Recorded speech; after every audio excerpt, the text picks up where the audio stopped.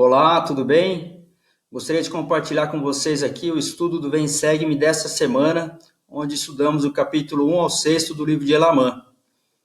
E a escritura que me chama a atenção, Elamã capítulo 3, no versículo 25 a 26, que fala: Foi tanta a prosperidade da igreja e tão numerosas as bênçãos derramadas sobre o povo, que até os sumos sacerdotes e mestres ficaram sobremaneira admirados.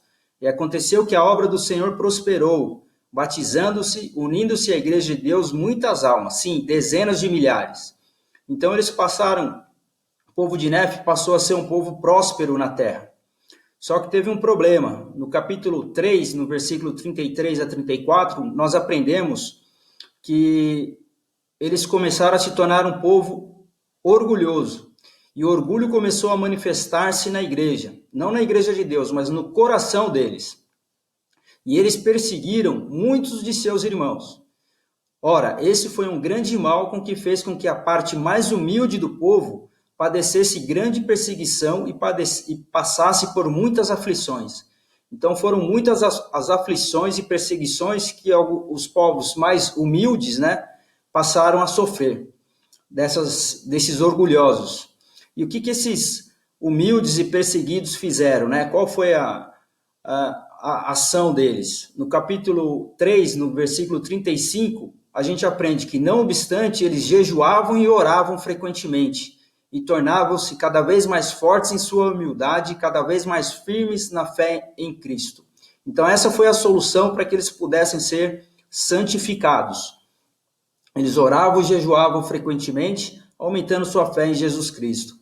No Elamã, capítulo 4, no versículo 24, fala o seguinte: E viram que haviam se tornado fracos os nefitas, como seus irmãos, os lamanitas, e que o Espírito do Senhor não mais os preservava. Sim, havia-se afastado deles, porque o Espírito do Senhor não habita em templos impuros.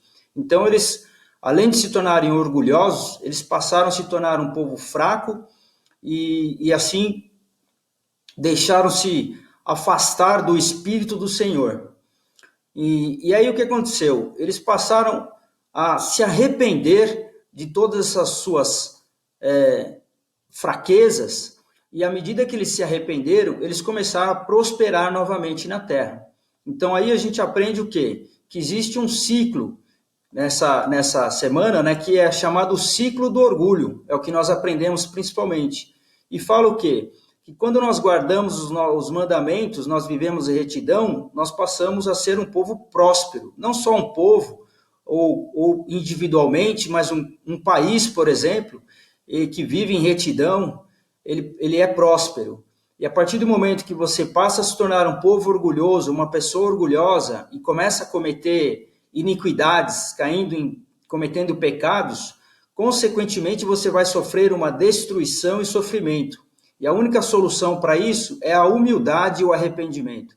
E a partir do momento que você é humilde, reconhece os seus erros, se arrepende e começa a guardar novamente os mandamentos, você passa a receber as bênçãos de Deus aqui na terra.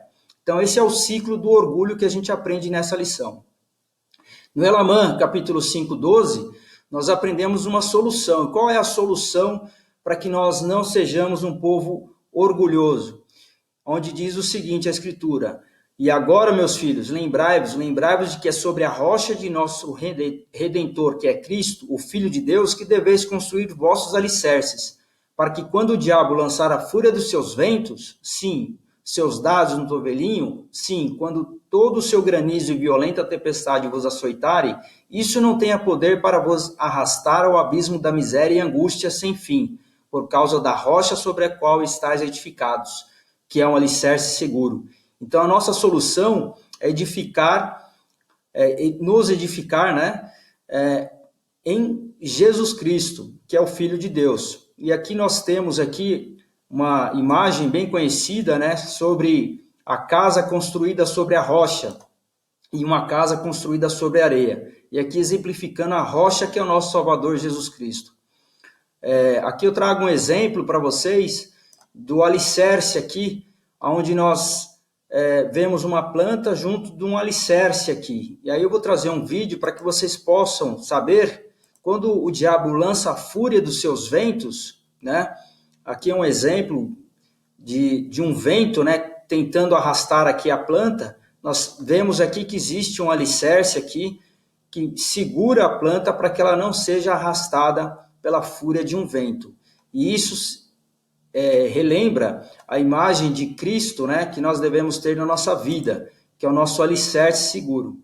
E aqui o livro de Elamã, no capítulo 5, nós aprendemos, né, que Nefe e Leí saíram para ensinar a palavra de Deus aos nefitas e lamanitas. E milhares foram batizados. Mais de 8.000 pessoas foram batizadas quando eles decidiram pregar o evangelho aos lamanitas. E quando chegaram à terra de Nefe, Leí e Nefe, eles foram presos por um exército lamanita e não tiveram que comer por muitos dias. E aí qual foi o resultado? Os lamanitas foram até a prisão para matar Nefe e Leí, mas não conseguiram. Os dois foram protegidos por um círculo de fogo que queimaria qualquer um que tentasse tocar neles. Então foi isso que aconteceu quando eles tentaram matar Nefe e Leí. Um círculo de fogo enviado pelo Senhor para protegê-los. E aí o que acontece que os lamanitas passaram a ouvir uma voz que pedia com que eles se arrependessem e não mais tentassem matar Nefe e Leí. E aconteceu que eles obedeceram essa voz, eles se tornaram um povo humilde, oraram ao Senhor e sentiram uma grande alegria. E o Espírito tocou o coração deles. E aí nós aprendemos nessa semana que os lamanitas, eles deixaram de odiar os nefitas e devolveram a terra que os haviam tomado deles. Os lamanitas tornaram-se mais justos do que os nefitas. E aí nós aprendemos que nessa lição que nós devemos tomar muito cuidado com o nosso orgulho, né? E quando nós cometemos os nossos pecados, nós devemos saber que haverá uma consequência que é muito sofrimento, muitas aflições em nossa vida, muitas aflições, né, em nossa vida. E a única solução para isso é a humildade e o arrependimento. Se nós formos humildes e nos arrependermos de nossos erros, de nossas iniquidades e pecados, nós poderemos guardar os mandamentos de Deus novamente e sermos dignos de receber as bênçãos prometidas por Deus. E essa é a lição que eu tenho aprendido durante a semana a respeito desse livro de Elamã. E eu deixo essa mensagem em nome de Jesus Cristo. Amém.